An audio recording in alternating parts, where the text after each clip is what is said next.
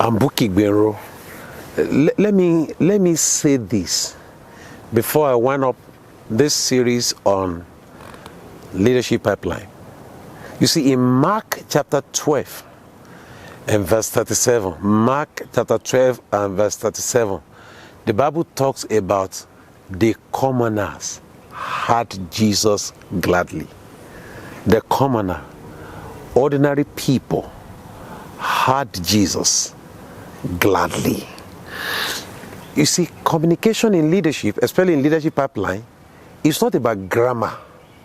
It's not about pasting vision statements, mission statements, core values of the organization in strategic places in an organization. It's beyond that. Communication in leadership pipeline has to do with ability to articulate, to pass the vision, the focus, the purpose to the next generation in such a way that they understand it and they are happy to run with it. Not until the second generation has bought into the vision and they have understood it and they are happy to run with it, then transition cannot take place. Otherwise, they will run their own agenda. They won't run with the vision of the organization. You see, when you look at the Bible in the Old Testament, you hear them say, our fathers told us.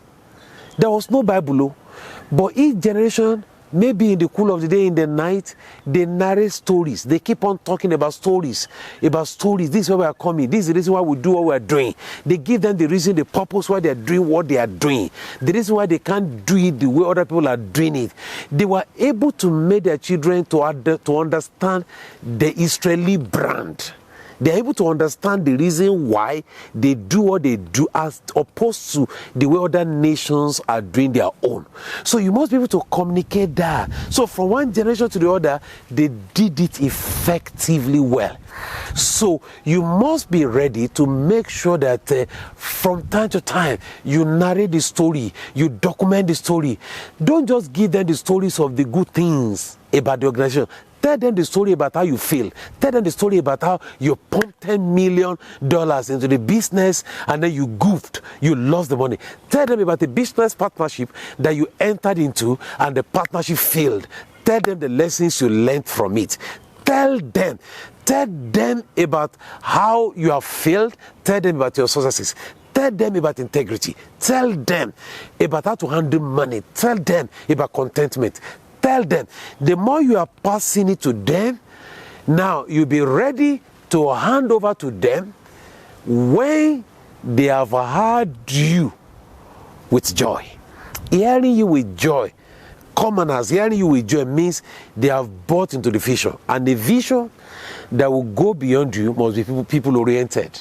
If the vision that is driving your organization, in the first instance, the reason why you have started that business is just for living, just for you to be able to have means of livelihood, to be able to eat. If it's born out of surviving instinct, that is the reason why you're born. There is no vision you'll be able to transfer to them.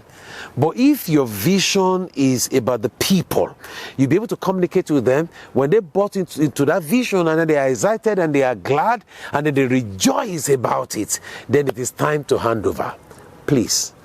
Please, if you are laboring, don't die without investment.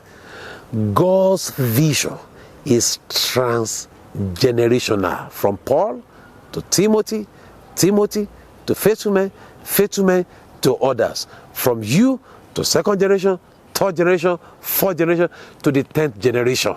And then they will hear and say, Bukki started it. God bless you. Till I come your way at another time for another series on Bridge to Retirement. I'm Bukki Gbenro.